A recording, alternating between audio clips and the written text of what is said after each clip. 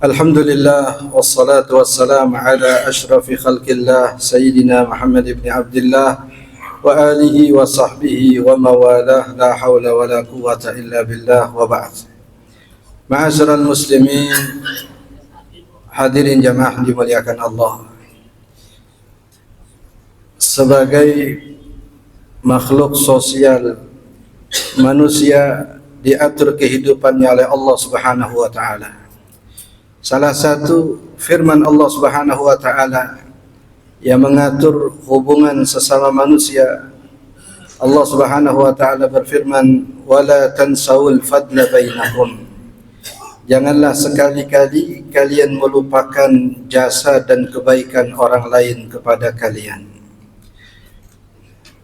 Hadis Nabi sallallahu alaihi wasallam kemudian menekankan makna daripada ayat ini dengan sabda baginda Nabi SAW, "Man lam yashkurin nas, lam yashkurillah."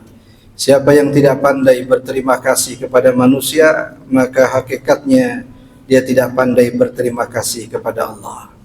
Dan kita tahu salah satu dampak dari tidak pandai bersyukur adalah dicabutnya nikmat yang sudah Allah berikan. La in syakartum la azidannakum wa la in kafartum inna adzabi lasyadid. Ulama tafsir menjelaskan bahwa ancaman Allah Subhanahu wa taala dalam ayat ini, dan jika kalian kufur maka ketahuilah bahwa azab Allah sangatlah pedih. Azab Allah yang dimaksud dengan ayat ini adalah dicabutnya nikmat yang Allah sudah berikan. Begitulah baginda Nabi sallallahu alaihi wasallam bukan semata memberikan arahan, tapi jauh lebih daripada itu, beliau memberikan suri tauladan. Dalam sabdanya Nabi SAW di hadapan para sahabat pernah menyatakan, "Man asda ilaina ma'rufan faqad kafa'na, illa ma kana min Abi Bakrin fa innallaha sayukafi'uhu yaumal qiyamah." Tidak ada seseorang pun di antara kalian yang pernah berjasa, pernah berbuat baik, pernah berkontribusi kepada agama ini, melainkan kami, kata Nabi, sudah membalas kebaikannya di dunia. Dan pastinya Allah Subhanahu wa taala akan membalas kebaikannya di akhirat. Kecuali Abu Bakar, kata Nabi SAW. Karena hanya Allah lah yang sanggup untuk membalas kebaikannya nanti di akhirat. Adapun di dunia, kebaikan yang dilakukan oleh baginda Nabi SAW kepada beliau, Nabi pastikan belum cukup untuk membalaskan kebaikan Abu Bakar. Dan Rasulullah nyatakan hanya Allah yang sanggup untuk membalaskan kebaikannya nanti di sisi Allah Subhanahu wa taala. Di waktu yang sama, dalam bentuk perintah, Nabi SAW menyatakan, "Man asda ilaikum ma'rufan fakafi'uhu." Siapapun yang menjulurkan kebaikan, siapapun yang pernah berjasa kepada kalian, maka balaslah kebaikannya di dunia.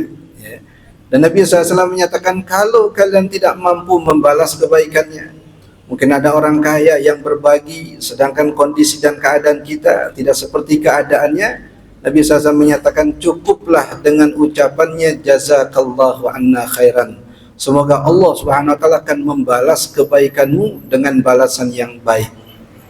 Hadirin jamaah yang dimuliakan Allah, ada beberapa sosok sahabat yang kalau kita lihat perjuangannya, kontribusinya untuk agama ini luar biasa.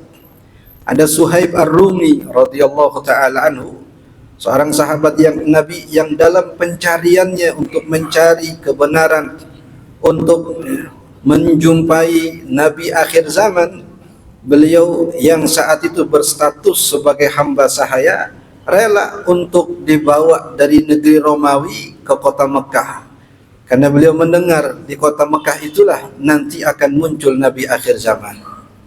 Sampai kemudian waktu berjalan, ketika Rasulullah SAW mendakwahkan Islam ini, di antara yang masuk Islam adalah sahabat Suhaib Ar-Rumi radhiyallahu taala anhu, yang ketika itu sudah berubah statusnya sebagai orang merdeka, yang dengan kepandaiannya di dalam bertransaksi, kepiawaiannya di dalam berniaga, akhirnya beliau muncul menjadi sosok pemuda yang paling kaya di kota Madinah ketika, di kota Mekah ketika itu.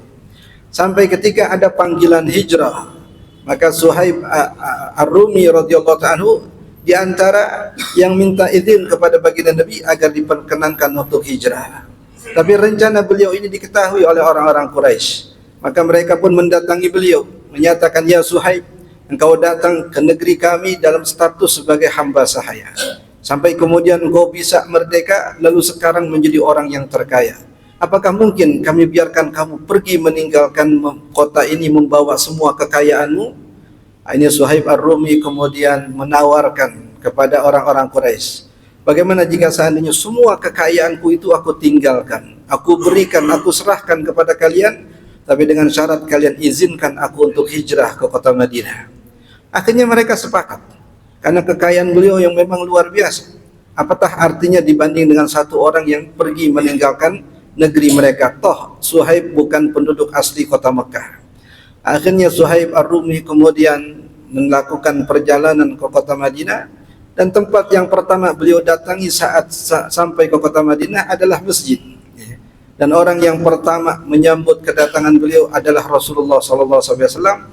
Selayak Rasul mengatakan, "Rabihal bai' Aba Yahya." Sungguh perniagaan yang menguntungkan yang telah engkau lakukan wahai Abu Yahya.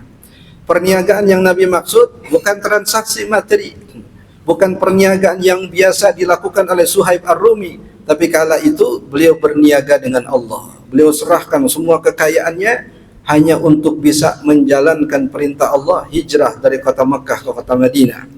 Nabi SAW tahu bagaimana kontribusi Sayyidina Suhaib, pengorbanan Sayyidina Suhaib. Apatah lagi kemudian ketika ada panggilan jihad dalam perang Uhud tahun ketiga Hijriah, orang yang masuk dalam daftar syuhada ketika itu adalah Suhaib Ar-Rumi. Tapi keadaannya membuat sedih hati baginda Nabi SAW. Ketika beliau menyaksikan jasad Sayyidina Suhaib Ar-Rumi hanya dibalut oleh sehelai kain, yang itu pun tidak cukup untuk menutupi jasadnya. Idza ghuttiya ra'suh badat rijlah. Kalau kepalanya ditutupin, kakinya kelihatan. Kalau kakinya yang ditutupin, kepalanya kelihatan. Akhirnya Rasul menutupi dengan hanya sehelai kain itu kepala Sayyidina Suhaib, kemudian menutupi kaki beliau dengan rerumputan dan dedaunan. Seraya Nabi SAW menangis, mengingat bahwa Suhaib pernah menjadi pemuda terkaya, idaman para wanita di kota Mekah. Tapi ternyata karena perjuangannya, kontribusinya untuk agama, meninggal dunia dalam keadaan hanya memiliki sehelai kain yang menutupi tidak sempurna jasadnya. Tapi sebanyak dan sebesar itu pengorbanannya, Nabi SAW pastikan sudah ditebus kebaikannya itu dengan nikmat hidayah, dengan nikmat Islam yang Allah anugerahkan, mengeluarkan beliau dari kekufuran, dari penyembahan kepada berhala, kepada penyembahan kepada Allah Subhanahu wa taala. Dan itu nikmat yang enggak mungkin ditebus walaupun dengan mengorbankan seluruh harta dan jiwanya. Allah Subhanahu wa taala kemudian merekamkan keadaan orang-orang seperti Suhaib Ar-Rumi ini dengan firman Allah Subhanahu wa taala, "Innallaha ashtara minal mu'minina anfusahum wa amwalahum bi anna lahumul jannah." Sesungguhnya Allah telah bertransaksi, Allah telah membeli dari jiwa seorang muslim harta dan jiwanya, dan tebusannya adalah surga di sisi Allah Subhanahu wa taala. Seakan-akan sebesar apapun kebaikan yang dia dapatkan di dunia, itu belum seberapa dengan surga yang disediakan oleh Allah Subhanahu wa taala. Hadirin jamaah dimuliakan Allah. Maka di dalam beberapa hadis Nabi SAW mengingatkan kepada kita banyak sosok-sosok yang punya andil, punya jasa dalam perjalanan kehidupan kita di alam dunia. Apakah tetangga yang ada di kanan kiri kita, apakah rekan sejawat yang mengiringi kehidupan kerja kita, atau orang-orang yang mungkin kita tidak ketahui jasa dan peran mereka dalam kehidupan kita. Al-Quran membimbing dan mengarahkan kita jangan melupakan jasa mereka. Bahkan Nabi SAW memberi peluang untuk kita mendoakan orang yang pernah berjasa, walaupun mungkin kita tidak tahu orangnya, walaupun kita tidak kenal identitasnya, tapi itu sudah cukup dengan rangkaian doa yang kita panjatkan kepada Allah Subhanahu wa taala. Hadirin jamaah yang dimuliakan Allah, semoga petikan cerita dan riwayat berkaitan dengan kehidupan beberapa orang sahabat yang harta dan jiwa mereka korbankan untuk agama, menginspirasi kita betapa banyak kekurangan yang ada pada diri kita untuk kemudian kita tutupi dan kita susulkan dengan kebaikan-kebaikan yang kita niatkan. Mudah-mudahan dengan niat kebaikan dan sedikit kontribusi kita untuk agama ini, Allah Subhanahu wa taala ganjar bukan saja di dunia tapi balasan surga di sisi Allah Subhanahu wa taala. Amin ya rabbal alamin. Sekedar ini yang bisa Al-Fakir sampaikan, mudah-mudahan yang sedikit ini ada manfaatnya. Assalamualaikum warahmatullahi wabarakatuh.